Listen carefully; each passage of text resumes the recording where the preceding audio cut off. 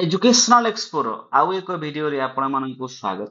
आज का वीडियो रे आमे कथा हेबा जो एलटीआर टीचर माने 15th नवेम्बर रे जो अपॉइंटमेंट पाइबा को जाउछंती तांकर जो अपॉइंटमेंट मिली सारिला परे सेमानंकर जो पोस्टिंग ता हेबो ताहा कोन ब्लॉक रे हेबो ना कोनोसी गोटे परमानेंट पेरेंट स्कूल रे हेबो तांकर जो प्रोसीजर रहिबो आफ्टर फाइनल रिजल्ट ताहा ना आरएसटी परि रहिबो ना ताठारो भिन्न हेबो। एही विषय को नहीं आमे आलोचना करिबा। आपण माने जानिथिबे जो एलटीआर आपणकर जो अछि ता होची लीड ट्रेनिंग रिजर्व पोस्ट। तो ता अर्थ जोठी टीचर कौनसी लीव रे थिबे ना सेठी आपणकर पोस्टिंग हेबो ना आपण जो पेरेंट स्कूल जो परमानेंट स्कूल रे ना सेठी रहिबे। ता सहित आपणकर जो प्रोसीजर ताहा कोन जो आरएसटी परि रहिबो ना अलगा हेबो। जेमिति आपण जानिथिबे आरएसटी ना कोन हुई ना आपणकर एते बेले फाइनल मेरिट लिस्ट आसी जाय। फाइनल मेरिट लिस्ट आसिला पर ना कोन हुए जेहेतु आरएसटी यह कोन आपण जानिथिबे स्टेट कैडर पोस्ट।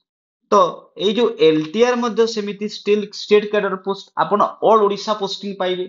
तो एते बेले आपणकर फाइनल मेरिट लिस्ट आसी जाय तापर ना कोन हुए आपण मानकर जो डिस्ट्रिक्ट सिलेक्शन हुए। डिस्ट्रिक्ट सिलेक्शन हला पर आपण जो डिस्ट्रिक्ट रे पाइबे से डिस्ट्रिक्ट ना कोन हुए आपणकर बहुत सारा स्कूल देबे। आपण ऑप्शन रे ना बहुत सारा स्कूल ऑनलाइन देबे तापर आपण कोनोसी गोटी स्कूल रे पाइबे तापर आपणको डीओ सही डिस्ट्रिक्ट रो डीओ ना आपणको तांको जो बस माध्यम रे से ओरिएंटेशन प्रोग्राम को नेबे। तो जते बेले हम कथा होची एलटीआर विषय रे तो एलटीआर रे को प्रोसीजर को फॉलो करा जिवो। तो आपण मानक गोटे खुशी खबर रही कि जो आपणकर जो कमिशन जो ओ डबल एस सी ना डीओ मानकू लेटर करिछि ना कोन पई वैकेंसी रिपोर्ट देबा पई वैकेंसी रिपोर्ट देबा पई। तो को स्कूल रे केते वैकेंसी रही छि जदि ए वैकेंसी रिपोर्ट को हमें देखिबा ता कोन इंडिकेट करूछि ना जेमिति आपणकर जो आरएसटी रे जो प्रोसेस फॉलो करा जाए जो प्रोसेस रे पोस्टिंग हुए ताहा एलटीआर रे मध्ये हेबाकू जाउछि। तो ए जो वैकेंसी रिपोर्ट मगा गला डीओ मानक तरफ रु ताहा कोन जो जेते भी ओडिसा रे जो हाई स्कूल गुडा को अछि सेमानकर जो एचएम अछंती से कोन करिवे ना डीओ को तांकर जो डाटा देबे कि ना को स्कूल रे केते पिला को स्कूल रे केते पोस्ट खाली अछि। तो एहा देला परे कोन हबो जो प्रोसीजर आपणकर जो डिस्ट्रिक्ट सिलेक्शन होउथिला एठी ना फाइनल लेजर पर जो आरएसटी रे सही प्रोसीजर कोन एलटीआर रे मध्ये हेबा आपणकर डिस्ट्रिक्ट सिलेक्शन हेबो।